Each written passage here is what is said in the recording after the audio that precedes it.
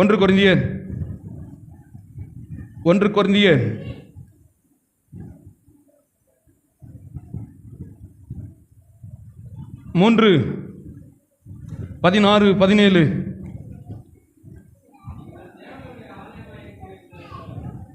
நீங்கள் தேவனுடைய ஆலயமாய் இருக்கிறீர்கள் என்று தேவனுடைய ஆவி உங்களுடைய ஆவியில் வாசமாய் இருக்கிறது என்கிறதை அறியாமல் இருக்கிறீர்கள். கவனிங்க, இன்னைக்கு பாருங்க, ஒரு கூட்டம் கிழக்க நோக்கி போயிட்டு இருக்குது. எதை தேடி? கடவுளை நான் அங்கே போய் பார்க்குறேன்னு. அவங்களுக்கு ஆப்போசிட்டாக ஒரு கூட்டம் மேற்க தேடி என்ன பண்ணிட்டு இருக்கிறாங்க, வந்துட்டு இருக்கிறாங்க. இப்படியா மாற்றி மாற்றி கிழக்க போகிறதும் மேற்க போகிறதும் எதுக்கு அப்படின்னா கடவுளை தேடிட்டு இருக்கிறாங்களாம். கோயிலா யாரவ கடவுளை தேடிக்கொண்டு இருக்கிறார்கள்.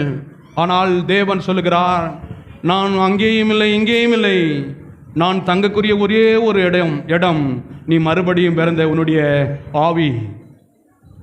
மறுபடியும் அதை வாசிக்க விரும்புகிறேன். நீங்கள் தேவனுடைய ஆலயமாய் இருக்கிறீர்கள் என்றும் தேவனுடைய ஆவி உங்களில் வாசமா இருக்கிறார் என்றும். பக்கத்தில் இருக்கிறவங்களை பார்த்து சொல்லுங்க, தேவன் உங்களுக்குள் இருப்பதை அறியாமல் இருக்கிறீர்களா? தேவன் எங்கேயும் இல்லை, அவர் தங்குகிற ஆலயம் நீங்களே. எங்கேயும் தங்க விரும்பலைங்க இந்த பாவியான மனிதனுக்குள்ள, இந்த தோல்வியில் வாழ்கிறவனுக்குள்ள, இந்த குழந்தையே இல்லாதவனுக்குள்ள தேவன் சொல்லுகிறான், எதற்கு அவர் வருகிறார் என்று சொன்னால், உன்னை மலடியை பிள்ளைத்தாட்சியாய் மாற்றுவதற்கு, தோல்வியில் இருக்கிறவனை வெற்றி உள்ளவனாய் மாற்றுவதற்கு. அவருடைய ஆவி அதான் சொல்றாரு, என் ஆவி உனக்குள்ள வரும் பொழுது எல்லாவற்றையும் புதுப்பிக்கும், மாற்றும். மரித்தவைகள் எல்லாம் இயேசுவின் ஆவி உயிர்ப்பிக்கக்கூடியதா இருக்கிறது. மரித்த குடும்பங்களை, மரித்த வேலையை, மரித்த படிப்பை தேவாதி தேவன் இனி சாத்தியக்கூறியே இல்லையா? தேவன் சொல்லுகிறான், என்றைக்கு முடியாது என்று சொல்லுகிறார்களோ தேவன் பக்கம் வந்து கையை பிடிச்சு சொல்றாரு, கலங்காதே திகையாதே, நான் கூட இருக்கிறேன். முடியாது என்று பொழுது தேவன் சொல்லுகிறார், என்ன சொல்றாரு? முடியும் என்றாரே. முடியும்.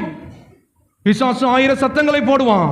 உங்க தாத்தாவை ஒழிச்சிட்டேன் அந்த கூரை வீட்டில், உங்க அப்பாவும் அதிலே ஒழிச்சிட்டேன் கோமணத்தில், உன்னையும் ஒழிக்க போறேன்னு தேவ சத்தம் கேட்டுக்கொண்டிருக்கிறது. உன்னை புழுதியிலிருந்தும் குப்பையிலிருந்து தூக்கி எடுத்து ராஜாக்கள் மத்தியில், பிரபுக்கள் மத்தியில், சகல ஜாதிகளில் நீங்கள் ஆசீர்வதிக்கப்பட்டு இருப்பீர்கள். கரங்களை தட்டி தேவனை மேம்படுத்துவோம். நம்ம தாத்தா பாட்டியெல்லாம் சொல்லி கொடுத்துட்டாங்க, இவங்க இந்த ஜாதி தான் பெரிய ஆளா இருப்பாங்க, இவங்க தான் பெரிய ஆளா இருப்பாங்க, இவங்க தான் நகை கடை வைப்பாங்க, இவங்க தான் கார்ல போவாங்க. தேவாதி தேவன் சொல்லுகிறான், உன்னை அவர் சாயலில் படைக்கப்பட்டவன், அவர் உனக்கு சொல்லுகிறார், மகனை காத்திருக்கிறது, ஓடிவா ஓடிவா. வருத்தப்படுகிறியா? பாரங்களை என் மீது இறக்கி வைத்து விட்டு நீ ஃப்ரீயா வாழ்வது எப்படி, ஆசீர்வாதமாய் வாழ்வது எப்படி, இதற்காகவே இந்த பூமிக்கு வந்தார் என்பதை திட்டவட்டமாய் சொல்லுகிறான். ஆதாம் பாருங்க, தேவனை விட்டு, கவனிங்க, ஆதியாகமத்தில் நீங்க வாசிக்கும் பொழுது அவன் தேவனோடு இணைந்து இருக்கும் பொழுது பகலில் குளிர்ச்சியான வேளையில், மகனே ஆதாமே அவன் கூடும்போது அப்பாவும் பிள்ளையும் அற்புதமான உறவு, அவன் இன்பத்தில் வாழ்ந்து கொண்டிருந்தான். தேவனோடு என்றைக்கு அவன் உறவு துண்டிக்கப்பட்டதோ அன்றைக்கு வேர்வை, அன்றைக்கு சாபம், தரித்திரம். நான் சொல்லுகிறேன், குடும்பங்களும் அப்படிதான். ஜெபிக்கிற பெண்கள் பாருங்க, அந்த குடும்பம் ரொம்ப ஆசீர்வாதமா இருக்கும். ஜெபிக்கிற கணவன் ஆசீர்வாதமா இருப்பான், இந்த பிள்ளைகளும் ஆசீர்வாதமா இருக்கும். சரியில்லாத கூட ஜெபம் அவர்களை மாற்றும், வார்த்தைகள் மாற்றும்.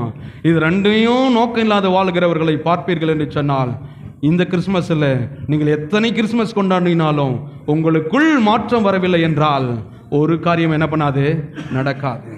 எல்லாம் சொல்லுவோமா? ஒருவன், சத்தமா பரலோகம் கேட்கட்டும், ஒருவன் கிறிஸ்துவுக்குள் இருந்தால் அவன் புது சிருஷ்டி, பழைய தரித்திர சாபங்கள், பாவங்கள், தோல்விகள், ரோகங்கள் எல்லாம் ஒளிந்தன, இயேசுவுக்குள் எல்லாம் புதிதாயின. கரங்களை தட்டி தேவனை மேம்படுத்துவோம்.